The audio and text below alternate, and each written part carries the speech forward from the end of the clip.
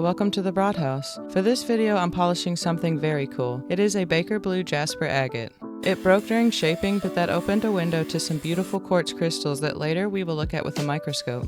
I found this rock at Swift Creek in Skagit County, Washington. Initially, I thought it was just quartz with jasper, but I asked some local rockhounding groups and they said it's a Baker Blue agate with jasper. This specific type of agate is only found in Skagit County, Washington. To shape it, I'm using a Dremel 200 series with a diamond-coated grinding drum. The Dremel stays on low speed throughout this process, and you can find a link for it and all the other tools I'm using in the description below. This part is pretty straightforward. I'm using the diamond drum to remove the surface material until it reaches a desirable shape. While I'm doing that, let's talk a little about how agates form. When lava from a volcano cools, sometimes it traps gas bubbles inside, creating empty spaces or holes in the rock. Over time, water carrying silica and other minerals seeps into these holes. These minerals are responsible for the color variations in agates.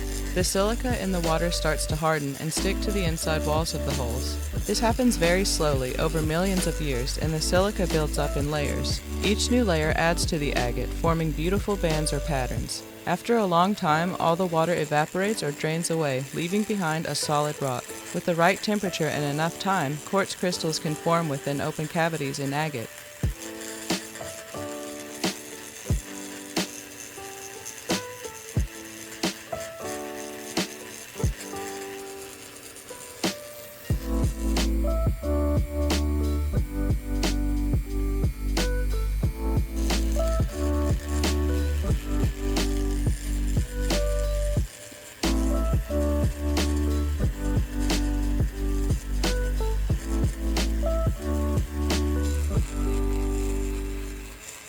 It already had a nice teardrop shape when I found it, so the shaping has gone smoothly so far. All I need to do now is clean up these sides around the top.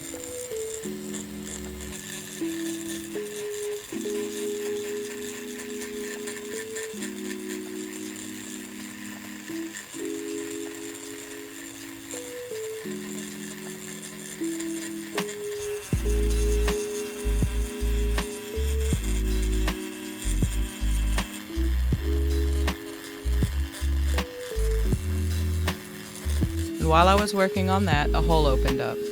It's usually one of the worst things to happen while shaping, but this was a fortunate accident because it opened a cavity that revealed beautiful tiny quartz crystals. Wanting to avoid creating any new holes, I decided to move on to polishing. To polish, I'm using silicon carbide sanding discs with the Dremel on low speed, starting with my lowest grit, 60.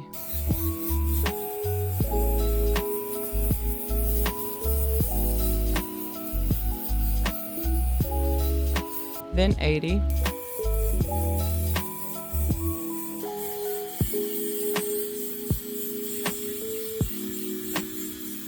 $100,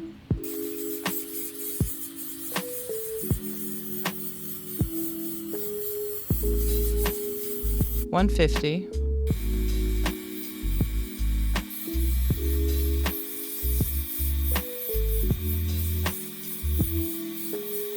$240,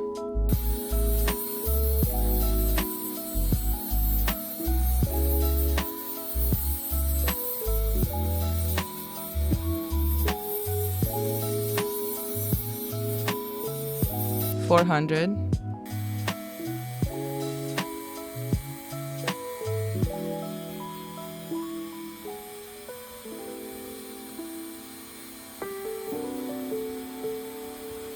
$800,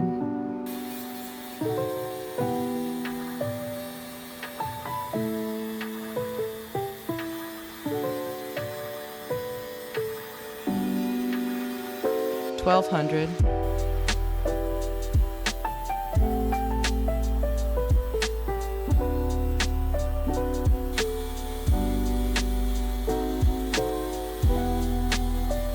$2,000,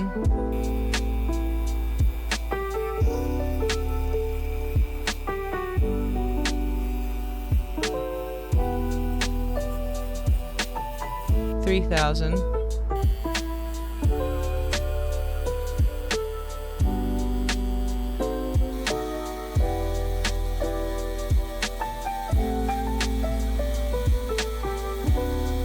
5,000. I noticed some 240s hopped over. I'd hate to grab one of those on accident.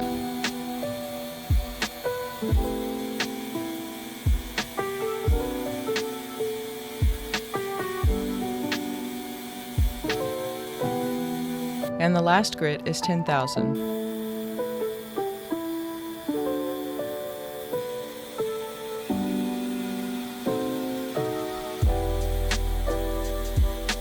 I've been using a firm toothbrush in between grits to keep this little crystal cave clean.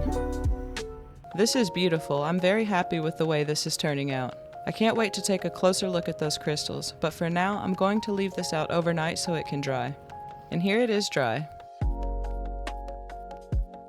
Overall I'm satisfied, but I did notice some of this lighter jasper chipped out. That's okay, it happens a lot with jasper actually. At least these thick, darker bands didn't have any issues. It's almost microscope time. I'm just going to apply some mineral oil, rubbing it in with a piece of denim.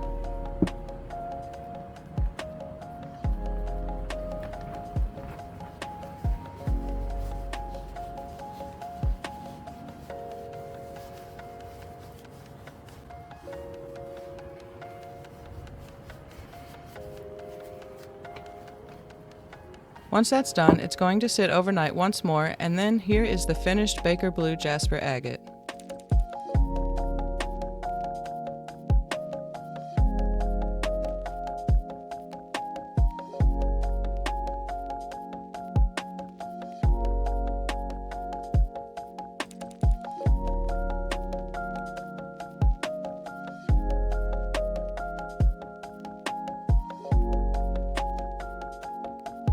This is such a gorgeous and unique piece, I almost can't believe I once thought it could be quartz. I might have done some more shaping around the top if it didn't seem so fragile.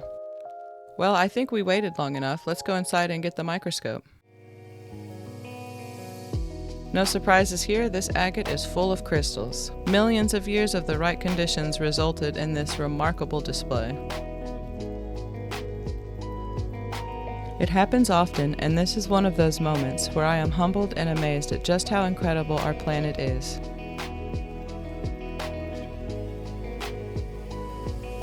The rainbow-like colors in quartz crystals are caused by the way light interacts with tiny features inside the crystal. As light enters the crystal, it reflects and bounces around, creating beautiful colors that change depending on the angle of light. This natural play of light results in the iridescent effect, similar to the way a CD or DVD reflects rainbow colors.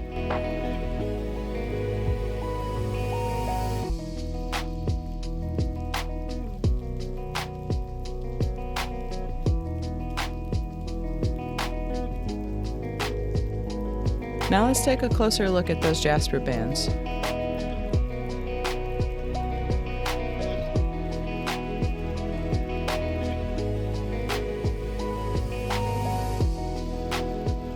These mountain-like inclusions are interesting, likely a type of iron oxide mineral, maybe hematite or pyrite. What do you think? Drop a comment of what you think really any of these minerals could be, because we've still got more to see.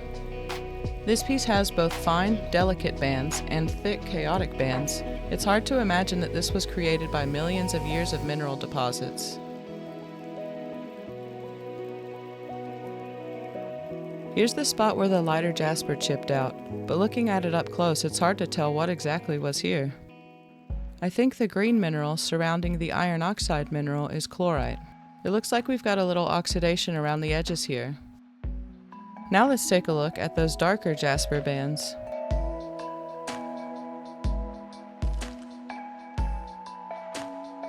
So, not as impressive as the other bands, but still neat.